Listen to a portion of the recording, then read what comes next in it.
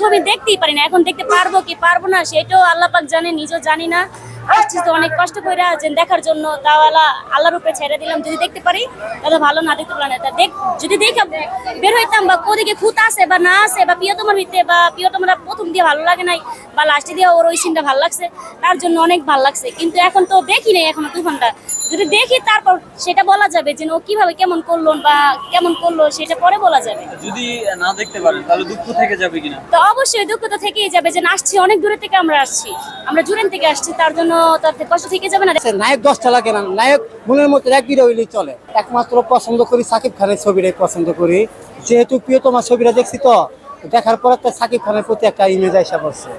তারপরে সবার মুখে মুখে তুফান ছবির নাম শুনছি, কিন্তু ওই ইউটিউবে দেখলাম যে মোটামুটি মনে হয় ছবিটা ভালো হবে, বা বিজ্ঞাপন দেখলাম যে না মোটামুটি ভালো হবে।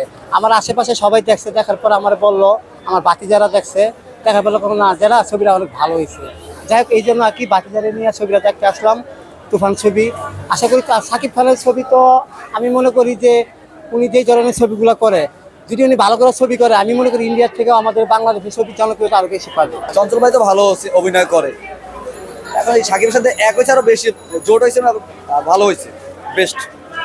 সাকিব এক ক্যারেক্টার, চঞ্চলের আর ক্যারেক্টার, বেস্ট হয়েছে। তুফান ভয় পাইছি। আমাদের সাকিব ভাইয়ের জন্য অপেক্ষা, তুফানের জন্য আর কি। সে কখন আসবে এর জন্য ওয়েট করতেছি, বাট দেখার জন্য আর কি। আমি 1 ঘন্টা 10 মিনিট এখানে এসে ওয়েট করতেছিলাম, তাই এসে দেখি যে সিনেমা শুরু হয়ে গেছে। ওরা 2 মিনিট পরে নেক্সট টাইমটা দেখবো। আমি এর আগে তুফান আরও 2বার দেখে গেছি, আবার আজকেও আসছি। এর আগে অনেক মুভি দেখা হয়েছে, সাকিব ভাইয়ের মুভি ছাড়া আমি দেখিও না। ইনশাল্লাহ খুব ভালো, আমি দেখছি খুব সুন্দর মুভি।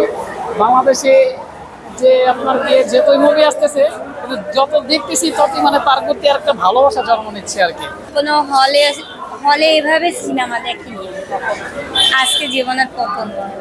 কেমন আশা কিরকম সিনেমাতে আপনার প্রত্যাশা পূরণ করবে? জানি না, দেখার পরেই বলতে পারবো যে কতটা ভালো লাগবে বা কতটা এনজয় করবো, এটাই।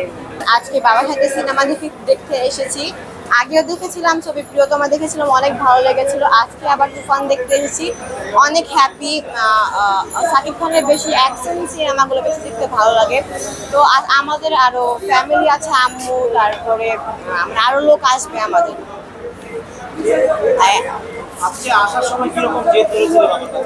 হ্যাঁ, অনেক জিদ ধরেছিলাম, বাবা বলছিল আজকে আনবে না, কারণ আজকে শুক্রবার অনেক ভিড় হবে।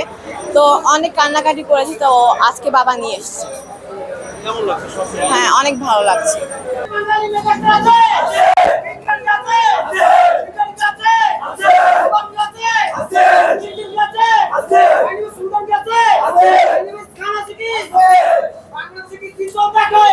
সংবাদ, ফিচার ও অনুষ্ঠানের জন্য ভিজিট করুন সংবাদ প্রকাশের ওয়েবসাইট এবং যুক্ত থাকুন ফেসবুক পেজ ও ইউটিউব চ্যানেলের সঙ্গে।